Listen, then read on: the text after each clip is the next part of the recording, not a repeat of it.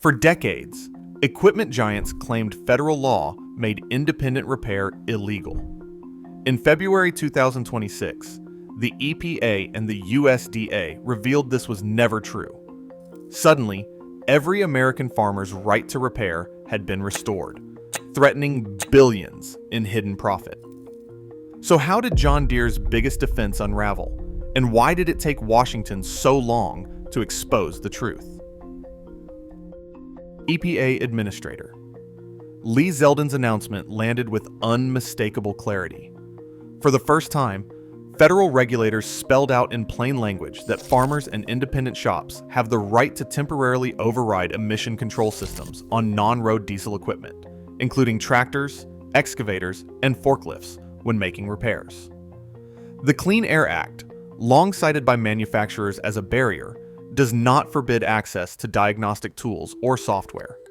Instead, the law specifically anticipates that disabling an emissions device may be necessary during a repair, so long as the system is restored to full compliance once the work is finished. The new guidance applies across the entire fleet of non-road diesel engines, covering everything from the latest high-tech combines to older loaders still in daily use. For years, manufacturers insisted that sharing repair software or allowing independent fixes would violate anti-tampering rules. Now, the EPA has made it clear those excuses are no longer valid. Any legitimate repair that requires a temporary emissions override is allowed, provided the equipment returns to certified configuration before it goes back into the field. This ruling is not limited to future models or select brands. It covers all existing non-road diesel equipment in American agriculture and construction.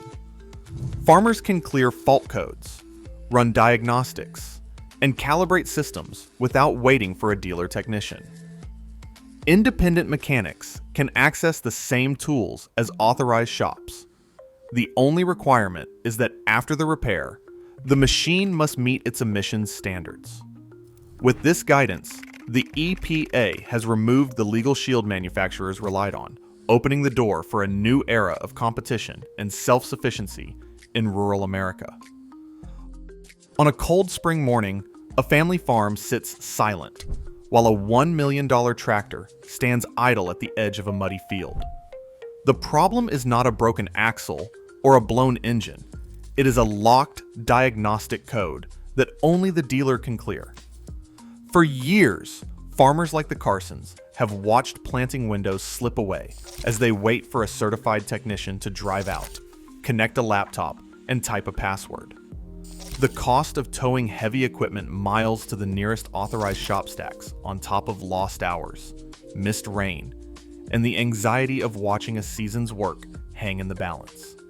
Manufacturers insisted their hands were tied, pointing to the Clean Air Act as the reason farmers could not have the tools or software to fix their own machines.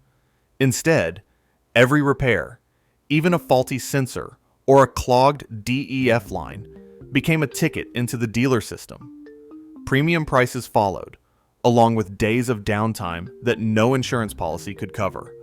The result was a repair monopoly, where choice vanished and frustration grew with every passing harvest. EPA Administrator Lee Zeldin put it plainly. He said manufacturers have wrongly used the Clean Air Act to monopolize the repair markets. The impact stretched far beyond inconvenience. Missed planting days meant lower yields, higher costs, and for many, the difference between profit and loss. The barrier was not just technical, it was personal. Every locked machine was a reminder that the promise of ownership had been quietly rewritten. The new guidance tears down the wall that kept farmers out of their own sheds, restoring a right that should never have been in question.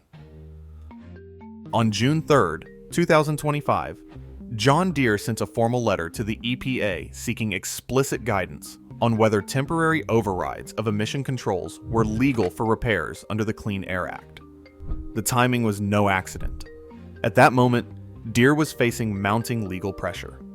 A Federal Trade Commission complaint accused the company of monopolizing the repair market by locking down access to critical diagnostic tools and software. Attorneys general from multiple states had filed their own actions, echoing the same charge. Deere's interpretation of federal law forced farmers and independent mechanics to rely on authorized dealers for even minor fixes, driving up costs and stretching out downtime. Meanwhile, a class action brought by 16 farmers was working its way through the courts, with plaintiffs arguing that the company's refusal to share repair resources went beyond business strategy and into unfair restraint. Deere's letter did not mention these cases directly, but the context was impossible to ignore. The company framed its request as a matter of regulatory clarity, asking the EPA to confirm that temporary emission system overrides, necessary for repairs on selective catalytic reduction systems, inducement systems, and diesel exhaust fluid components, would not violate anti-tampering rules, provided the equipment was restored to compliance after the fix. This was the same legal argument Deere had used to justify its closed repair ecosystem for years, now turned inside out in search of official approval. The move signaled a calculated effort to shield itself from antitrust claims by shifting the burden of interpretation onto the federal government. For the first time, the company that had built its business on controlling the repair process was forced to ask regulators for permission to loosen its grip. A field technician kneels beside a hulking row crop tractor, laptop open, as a farmer stands nearby, watching years of frustration finally lose its grip. The diesel exhaust fluid system, once a source of dread, now yields to a straightforward fix. Before the new EPA guidance, a single fault in the DF system could bring a machine to a halt. Engines would drop into limp mode or shut down entirely, sometimes in the middle of planting or harvest, with no way to reset the system except through a dealer's encrypted software. The clock would start ticking, every lost hour threatening yield and income. That changed in August 2025, when manufacturers were directed to revise their software. Instead of an abrupt shutdown, engines now slow down gradually if DF levels drop or a sensor fails, giving farmers time to finish a job or pull equipment out of the field. With the EPA's February 2026 guidance, the power to clear codes, override shutdowns, and reset emission systems for legitimate repairs moved squarely into the hands of those who use the machines every day. No more towing a combine to a distant dealership for a 5-minute software reset. No more waiting days for a technician to drive out and plug in a password. In practice, a technician and a farmer can now diagnose a DF fault, temporarily override the system, swap out a faulty sensor, and restore emissions compliance, all without leaving the farm. The relief is immediate and practical. Repairs that once cost thousands and ate up precious time can now be handled on the spot. For the first time, the field belongs to the people who work it, not the companies who locked them out.